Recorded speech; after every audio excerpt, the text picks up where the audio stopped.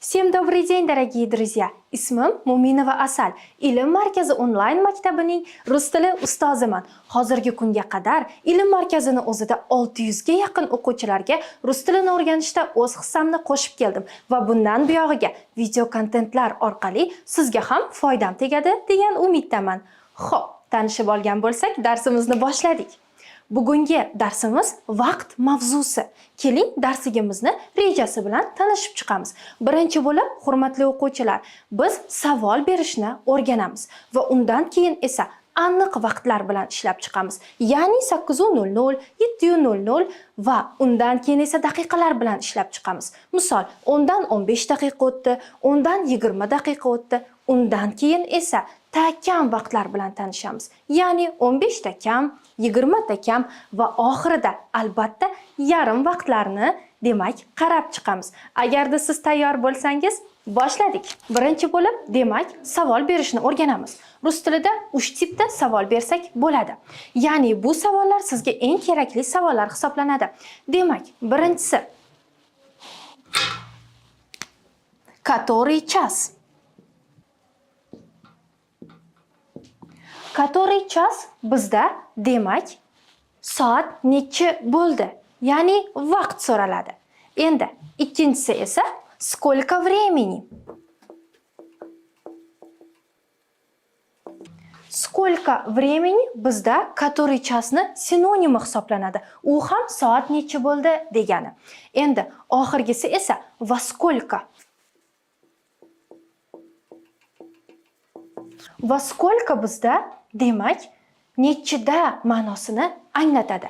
Agarda siz savol bermoqchi bo'lsangiz, demak который час, сколько времени yoki bo'lmasa во сколько dan foydalanasiz. Savollar sizga tushunarli bo'lgan bo'lsa, напрямую hurmatli o'quvchilar vaqtlarni o'rganamiz.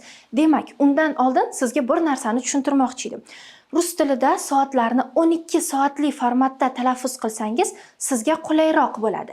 Ya'ni, mana misol, vaqtimizda 24:00. Siz shunda nima qilasiz, hurmatli o'quvchilar? 12:00 ga o'girasiz. 24:00 12 yoki bo'lmasam 23:00 bo'lsa, o'zbek tilida 11:00 deb talaffuz qilasiz. Rus tilida ham xuddi shunday 11 bo'ladi. Endi biz sizlar bilan aniq vaqtlarni o'rganishdan boshlaymiz. Misol 8:00 yoki 7:00. Boshladik. Birinchi bo'lib biz ровно so'zini talaffuz qilamiz. Ровно so'zi talaffuz qilinadi birinchi bo'lib. Endi ikkinchi bo'lib biz demak vaqtni o'zini talaffuz qilamiz. Vaqtni o'zi. Va undan keyin esa hurmatli o'quvchilar, demak chisa yoki часов so'zi qo'yiladi. Chisa yoki часов. Qaysi holatlarda chisa va часов qo'yiladi degan savol tug'iladi. Endi bizda soatimizda 2, 3, 4 bo'lsa chisa qo'yiladi. Chisa, chisa deb talaffuz qilamiz. Endi 5 dan boshlab bu yog'iga hurmatli o'quvchilar часов bo'ladi. Часов. Keling siz bilan bitta misolni olamiz. 8:00 deylik. Shunda nima bo'lyapti? Ровно 8 часов. Sababi demak 8 5 dan baland. Yoki bo'lmasam deylik 2:00 ni olaylik. Ровно 2 chisa bo'lib talaffuz qilinadi. Va bu yerda bitta istisno holat bor. Uni ko'plar istisno ham deyishmaydi, shunchaki shunday qulay. Ruslar uni ko'proq ishlatishadi. Demak, bu 1:00 hamda 13:00 ga ровно час so'zi qo'yiladi va undan keyin hech qanday chisa hamda часов so'zi qo'yilmaydi. Shunchaki ровно час bo'ladi. Agarda sizga bu struktura tushunarli bo'lgan bo'lsa, sizga maxsus vazifam bor. Kommentariyada 13:00, 24:00 hamda 10:00 vaqtlarini rus tiliga o'girib yozib qoldiring va qo'limdan kelgancha ularni tekshirib ko'rishga harakat qilaman. Agarda siz tayyor bo'lsangiz, biz ikkinchi etapga o'tamiz. Demak, hurmatli o'quvchilar, endi siz bilan daqiqali vaqtlarni aytishni o'rganamiz. Ya'ni, mana misol deylik 10 dan 15 daqiqa o'tdi yoki bo'lmasam 8 dan 20 daqiqa o'tdi. Boshladik. Birinchi bo'lib bizda vaqtni o'zi talaffuz qilinadi. Undan keyin esa demak Ana o'sha biz aytgan chisa yoki chisov so'zlarimiz qo'yilar ekan. Chisa yoki chisov. 3-etapda esa biz daqiqani talaffuz qilamiz rus tilida. Daqiqa talaffuz qilinadi. Va 4-etapda esa biz minut yoki minuti so'zlarini qo'yamiz.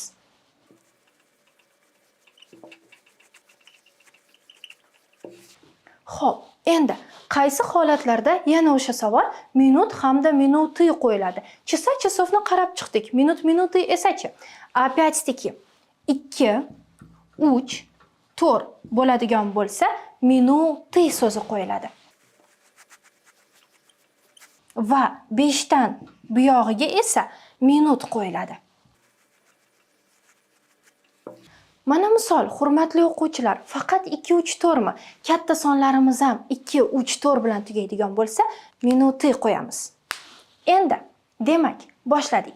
Mana misol, bitta misolni olamiz. Bu 8 u 15. 8 dan 15 daqiqa o'tdi. Shunda nima qilamiz? Vaqtni o'zi talaffuz qilinadi. 8 часов 15 minut bo'ldi. 8 часов 15 minut. Yana bitta misol sizga, bu 23:10 vaqti. 23:10. Ya'ni nima deymiz? 11 часов 10 minut. 11 часов 10 minut bo'lib talaffuz qilinadi. Agarda sizga bu tushunarli bo'lgan bo'lsa, demak, keyingi etapimizga o'tamiz. O'zbek tilida vaqtlarni aytayotganda 10 ta kam, 20 ta kam deymiz va xuddi shunday struktura va talaffuz rus tilida ham bor. Keling, shuni siz bilan hozir qarab chiqamiz. Demak, birinchi bo'lib bizda bez so'zi talaffuz qilinadi. Bez. Bez ana o'sha ta kam ma'nosini anglatadi. Ya'ni shu daqiqasiz degani. Endi ikkinchi etapimizda esa necha daqiqa yetmayotgani. Va mana shu yerda strukturamizga har doim plus i qo'shib ketamiz. Plus i, eslab qoling, mana shu i hech qachon qolib ketmasin. Например, 7 ta kam bo'lsa, bez 7 bizda 7 deb talaffuz qilinadi. Mana buni o'chirib tashlaymiz. Bez 7 bo'lib talaffuz qilinadi. Bez 7 bo'ladi. Yoki bo'lmasam 10 ta kam deylik, bez 10 bo'ladi. 9 ta kam, bez 9 и так далее. Endi va 3-chi bo'lib qaysi vaqtga yetmayotganini talaffuz qilamiz.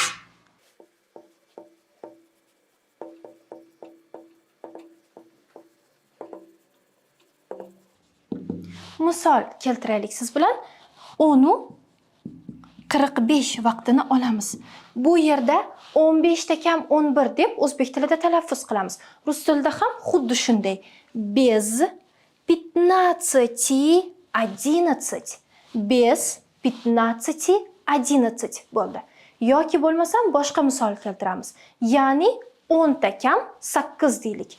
Bez 10:8. Bez 10:8 deb talaffuz qilinadi. Xo'p, bu sizga tushunarli bo'ldimi? Unda keyingi etapga o'tamiz. Va oxirgi strukturamiz, hurmatli o'quvchilar, bu yarim vaqtlarini talaffuz qilish va yarim vaqtlari eng qiyinroq talaffuz qilinadiganlardan biri hisoblanadi. Lekin uni biz sizga hozir eng oson strukturada tushuntiramiz. Demak, birinchi bo'lib pol so'zini talaffuz qilamiz. Pol. Pol so'zi bizda уже yarim ma'nosini anglatadi. Yarim. Va undan keyin esa, hurmatli o'quvchilar, demak, biz tartib sonlar bilan ishlaymiz. Tartib sonlarda. Ya'ni qaysi vaqtga yetmasligini 9:30 bo'lsa, yarim soat 10 ga yetmayapti. Shunda biz pol va 10 ni talaffuz qilishimiz kerak bo'ladi tartib sonlarda. Mana shu yerga sizga eslatma qilib, tartib son deb yozib qo'yaman. Tartib son talaffuz qilinadi va uning oxiriga esa, hurmatli o'quvchilar, yana o'sha strukturamiz bo'yicha ogo yoki yego qo'shimchalari qo'shiladi. Ogo yoki yego. Yego qo'shimchasi faqat 3 tagina qo'shiladi. Misol 2,5 bo'lsa, pol tretьего bo'ladi. Qanday qilib ishlatamiz? Misol, Tartib son bizda desятый. Desятый. Desятыйni oxiridagi i'ni olib tashlaymiz, plus ogo bo'lsa, полдесятого, lekin biz va deb talaffuz qilamiz. Полдесятого bo'ladi. Shunda полдесятого vaqtimiz bu 9:30 bo'lgan bo'ladi. Yoki yana bitta misol olamiz. 8:30. Shunda полдевятого. Полдевятого deb talaffuz qilinadi. Yoki 6:30. 6:30 полседьмого. Ya'ni yarim soat 7gacha bor degani. Полседьмого. Hurmatli o'quvchilar, agarda sizga vaqt strukturasi tushunarli bo'lgan bo'lsa, biz juda ham xursandmiz. Вы у нас, уважаемые ученики, большие молодцы. Ha, aytgancha, agarda video sizga yoqqan bo'lsa, like bosib, kommentariyalarda o'z fikringizni yozib qoldirishni unutmang. И, кстати, uyga vazifalar ham qolib ketmasin. Всем пока-пока.